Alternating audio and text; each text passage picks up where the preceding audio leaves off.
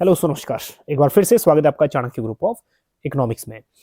UGC net economics का exam हुआ था 7 जनवरी 2026 को, और इसमें से बहुत सारे क्वेश्चन स्टूडेंट्स ने भेजे थे। जो कुछ क्वेश्चन तो हम डिकोड कर पाए हैं, 26 के आंसर्स हम लोग आइडेंटिफाई कर पाए हैं, बट कुछ क्वेश्चन ऐसे थे जो स्टूडेंट्स के रिस्पॉन्स जो हमने डिकोड करने में बड़ी प्रॉब्लम है कि भैया एक्चुअल क्वेश्चन क्या था, है ना। फिर भी 26 के आंसर देने की कोशिश करेंगे, और कुछ क्वेश्चन ऐसे होंगे जो एग्जैक्ट क्वेश्चन नहीं होंगे, बट हाँ आपको थोड़ा सा गैस वर्क हमने भी किया उसमें। तो खैर, अगर वो जो भी अटपटा आंसर रहेगा उसका आंसर आप लोग कमेंट में खुद ही कर देना, क्योंकि क्वेश्चन हमारे पास कंप्लीट नहीं है कुछ।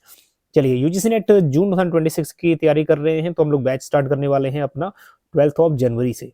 12 जन से हम लोग कोर्स स्टार्ट करेंगे। 3 मंथ्स का ये कोर्स रहता है और 8 मंथ्स तक वैलिड रहेगा, या फिर जब तक एग्जाम नहीं होता जून का तब तक वैलिड रहेगा। ठीक है, इसमें पेपर 2 भी है और कंबाइंड भी है। ठीक, विलिंग अगर है आप तो कांटेक्ट कर सकते हैं। ये जो आपका डिस्क्रिप्शन में नंबर भी है, बाकी आप एप्लीकेशन से भी एक्सेस कर सकते हैं चाणक्य ग्रुप ऑफ इकोनॉमिक्स के। चलिए, सबसे पहला क्वेश्चन यही आ जाता है कि which is best example of club goods. ठीक है, अब क्लब गुड्स क्या होते हैं, देखो ऐसे हैं जो एक्सक्लूडेबल हो, जिसको हम लोग एक्सक्लूड कर सकते हैं। मतलब अगर कोई पैसा नहीं देगा तो एक्सक्लूड कर सकते हैं उसको। ठीक है, नेक्स्ट नेक्स्ट ये गुड्स ऐसे होते हैं जो नॉन राइवल होते हैं। और नॉन राइवल कहने का मतलब ये है कि एक के यूज करने पे दूसरे के लिए कम नहीं हो जाएगा। ठीक है, हालांकि इन सब में ना कुछ कुछ लिमिटेशंस भी हैं। देखो, डिफेंस को छोड़ दो, ये तो प्योर पब्लिक गुड्स है। ठीक, इसको छोड़ दो। अब रेलवे भी जो है वो पब्लिक गुड है। ठीक, बाकी जो हमारा जो कंपटीशन होता है वो होता है स्विमिंग पूल में और जिम में। ठीक है, दोनों ही क्या है, क्लब गुड्स के ही एग्जाम्पल टाइप के ही हैं। फिर भी देखो दोनों में ही एक्सक्लूडेबल है। अगर कोई स्विमिंग पूल के चार्जेस या फिर सब्सक्रिप्शन किसने लिया हुआ है, पे कर रहा है, तो वो यूज़ करेगा।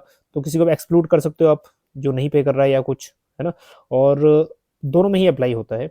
और नॉन राइवल है कि अगर वो एक साथ यूज़ कर रहा है, ठीक है, फिर तो थोड़ा बहुत ये है कि कंजेशन हो जाएगा, भीड़ भाड़ हो जाएगी। मतलब एक के यूज़ करने से वो काम नहीं हो जाएगा दूसरे के लिए। ठीक है, तो मतलब एक जिम करेगा फिर दूसरा करेगा। ठीक है, मल्टीपल यहाँ पे जिम कर सकते हैं। बट यहाँ पे जो बेस्ट एग्जांपल है फिर भी वो स्विमिंग पूल होना चाहिए, जो करेक्ट आंसर होना चाहिए। बट हाँ, ये क्वेश्चन में बी और डी में थोड़ा सा डाउट रहेगा। ठीक है, आपका क्या मानना है, कमेंट करना। क्वेश्चन सेकंड देखो, 12, 13, 14, 15 फाइनेंस कमीशन को मैच करना था, तो ये रही लिस्ट। रंगाराजन 12th, विजय केलकर 13, और वाई वी रेड्डी 14, 15 हो गए एनके सिंह। ये हमने ना 13 दिसंबर को ये शॉर्ट्स में भी डिस्कस किया था, ये यहीं से ही क्वेश्चन बन गया डायरेक्ट। चलिए, king demand curve given by हुम, अगर ये क्वेश्चन डायरेक्ट था तो यहाँ पे प्रोफेसर एम स्वीजी करेक्ट होना था। ठीक है, नेक्स्ट अगर ये ग्रुप में था तो कई बार हॉल एंड हिच का भी नाम आता है। ठीक, चलिए अब इसमें क्वेश्चन में क्या था, क्या ये एक साथ दिए हुए थे या अलग अलग थे, ये क्वेश्चन बनेगा। ठीक है, बल्कि एम स्वीजी तो डायरेक्ट जाएगा, और साथ साथ इनके साथ और भी जुड़े हुए हैं, बट मेन नाम आता है स्वीजी का। चलिए, क्योंकि पीवाईक्यू भी है ये। चलिए next, tragedy of commons given by whom, direct question था। That is Garrett Hardin's 1968। Head count ratio पूछा था, that is head count ratio, that is percentage of population living below a defined poverty lines. ठीक है, indicating the incidence of poverty. ठीक है, number of person या percentage of population जितने भी BPL से नीचे रह रहे हैं। ठीक, चलिए, living below a defined poverty line. चलिए, तो उसका जो भी ऑप्शन होगा आपका ये सही रहेगा। जीएसटी कह रहा है कि अब अलग अलग स्टूडेंट ने अलग अलग क्वेश्चन भेजे। एक स्टूडेंट बिल्कुल साफ लिखा है, which commodity are exempted from GST. Textile में जीएसटी है, ठीक है, और पेट्रोलियम में जीएसटी नहीं है, और अल्कोहल में भी कोई जीएसटी नहीं है। तो यहाँ पे जो आंसर बन सकता है, देखो अल्कोहल में भी कोई जीएसटी इम्पोज नहीं होता, और पेट्रोलियम प्रोडक्ट पे भी। ठीक, अब ऑप्शंस क्या क्या थे, एक ने तो इलेक्ट्रिसिटी भी डाला हुआ है, ठीक है, और मोबाइल फोन भी डाला हुआ है। अब ऑप्शन क्या था वो तो आप लोग खुद जानते हैं, बट यहाँ पे पेट्रोलियम प्रोडक्ट पे भी आप सर्च करके देखोगे, पेट्रोलियम प्रोडक्ट पे भी जीएसटी से बाहर है, वो भी अल्कोहल भी जीएसटी से बाहर है। ठीक, चलिए, अब देखना पड़ेगा एग्जैक्ट क्वेश्चन क्या पूछा था। अगर आपको पता है तो कमेंट करना। क्वेश्चन नंबर 7 पे देखो क्या है, यूजीसी, एआईसीटीई और एनसीईआरटी नाबार्ड की डेट्स लिखी हुई हैं। तो 1945 में आ जाता है एआईसीटीई, यूजीसी 1956, एनसीईआरटी 1961, नाबार्ड आ जाता है 1982। चलिए, फिर आ जाता है which approach introduce liquidity for first time. अब ये क्वेश्चन एग्जैक्ट क्या था ये तो हमें जानना पड़ेगा, बट अगर ये फर्स्ट टाइम लिक्विडिटी पूछ रहा है, ठीक है, अब किस सेंस में क्वेश्चन पूछा है ये थोड़ा क्वेश्चन मार्क रहेगा। ठीक है, जहां तक अगर लिक्विडिटी कॉन्सेप्ट में पूछा है, अप्रोच, ठीक है, अप्रोच अगर किसी ने दिया है या कॉन्सेप्ट दिया है, फिर तो केंज ने डिस्कस किया है इसको। ठीक है, केंज दैट इज ये कहता है people's desire to hold cash for liquidity. ठीक है, अगर देखना पड़ेगा ये क्वेश्चन क्या पूछा है।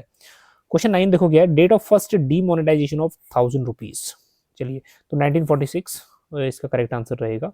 1000 rupees note in India took place on Jan 12, 1946।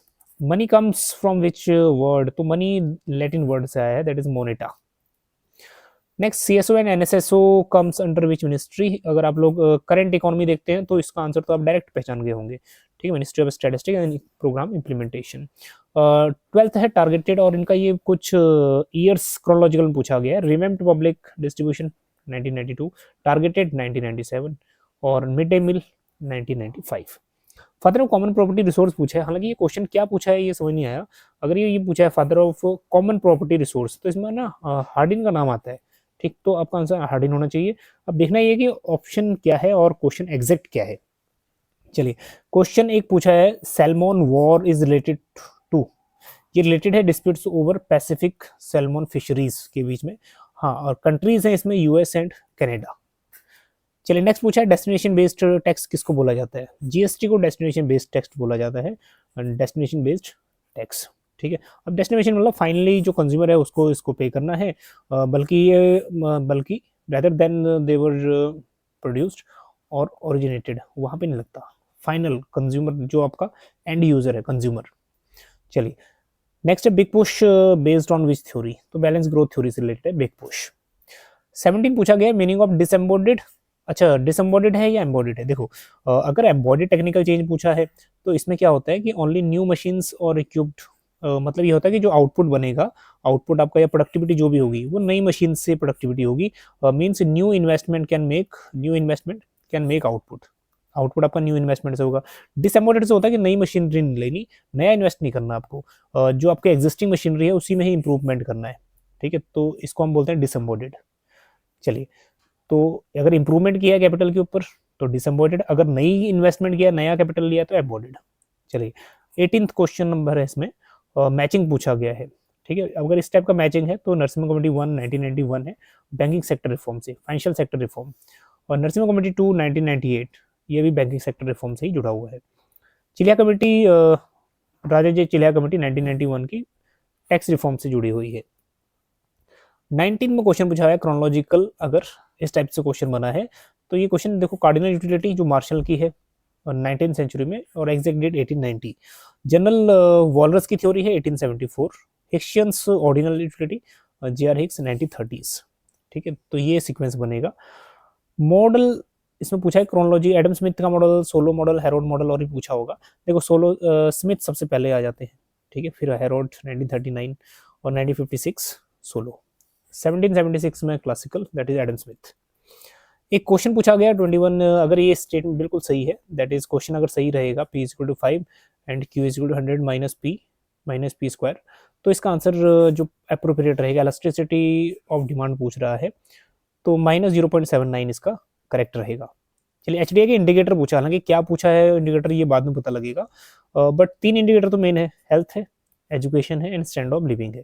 इसी को ही लाइफ एक्सपेक्टेंसी भी बोल देते हैं, और मेन ईयर ऑफ स्कूलिंग भी बोल देते हैं, expected year of schooling, and that is GNP या GNI पर कैपिटा।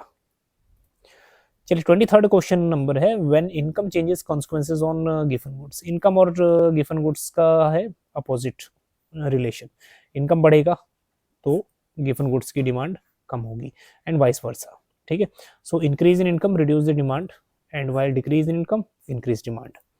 चलिए, फिर पूछा है कि M1 M2 M3 M4 का दैट इज सीक्वेंस, तो M1 में देखो ये कहा जाता है हमारे पास M1, ये वाला क्वेश्चन पूछा है, M1 ब्रॉड मनी या कुछ इस टाइप से। चलिए, तो इसमें M1 जो है वो नैरो मनी जिसको हम बोलते हैं, that is C + DD + OD। ठीक है, ये 3 चीजें आ जाती है इसमें। फिर आ जाता है हमारे पास M2, इसमें M1 + saving deposit with post office. M3 में आ जाता है ब्रॉड मनी, इसको हम बोलते हैं, और ये आ जाता है that is M1 + time deposit, that is fix deposit with banking. और M4 आ जाता है, इसमें M3 + total deposit with post office saving. ठीक है, एक्सक्लूडिंग NSC, इसको हम बोलते हैं लीस्ट लिक्विड। चलिए, तो कई बार लिक्विडिटी के सेंस में भी आ जाता है, कौन सा लिक्विड मोस्ट है और कौन सा, M1 मोस्ट लिक्विड और M4 least liquid. 25th question पूछा गया है मनरेगा के बारे में, 120 डेज एम्प्लॉयमेंट है, 100 डेज एम्प्लॉयमेंट है। इट रिप्लेस नरेगा इन 2010, तो ये भी दोनों ही स्टेटमेंट सही नहीं रहेंगे, ठीक है। 2010 में इट रिप्लेस नरेगा इन 2010 वाला जो स्टेटमेंट है वो भी सही नहीं है। नरेगा वॉज रीनेम्ड एज मनरेगा इन 2009, तो ये भी स्टेटमेंट गलत है। 100 डेज का प्रोग्राम है। अब नेक्स्ट टाइम जो आएगा क्वेश्चन वो जी राम जी स्कीम से आएगा, ठीक है, याद रखना। चलिए जी राम जी, हाँ जी। चलिए आगे बढ़िए। पॉवर्टी गैप इंडेक्स किसको बोलते हैं? पॉवर्टी गैप देखो जी, बीपीएल है, इस बीपीएल रेखा से कितनी दूर तक जो पुअर है वो कितनी दूर है, ये बताता है poverty gap. So it is depth और intensity of poverty by showing how far an average poor people are below poverty lines, ठीक है। एक बीपीएल कितनी दूर है इस एक पुअर कितनी दूर है इस लाइन से, ये शो करता है पॉवर्टी गैप इंडेक्स। तो हालांकि वो क्वेश्चन एग्जैक्ट क्या था ये देखने की वाली बात है। हालांकि और भी क्वेश्चंस आपने भेजे हुए थे, अब इन क्वेश्चंस के ना तो इनमें कोई वैल्यू लिखी हुई है, ना ही कुछ सीक्वेंस सही बनता है, तो इस वजह से हमें आइडेंटिफाई करने में ना बड़ी प्रॉब्लम हुई, ठीक है। तो उनको डी कोड नहीं कर पाए। हाँ जी, कई क्वेश्चंस ऐसे होंगे आपके जो इसमें आंसर्स ना सटीक नहीं होंगे, मैं जानता हूँ उन बात को, कि उस बात को भी जानता हूँ कि ये क्वेश्चंस कई ऐसे होंगे जिसमें अप्रोप्रिएट सीक्वेंस नहीं होगा, उसको आप कमेंट कर दीजिएगा, है ना। बाकी एक बार नेक्स्ट वीक तक आंसर कीज आ जाएंगी, हम तब भी इसको डिस्कस कर लेंगे। चलिए मिलते हैं आपको नेक्स्ट किसी भी एक रैंडम वीडियो के साथ। बने रहिएगा चाणक्य ग्रुप ऑफ इकोनॉमिक्स के साथ। Thank you so much.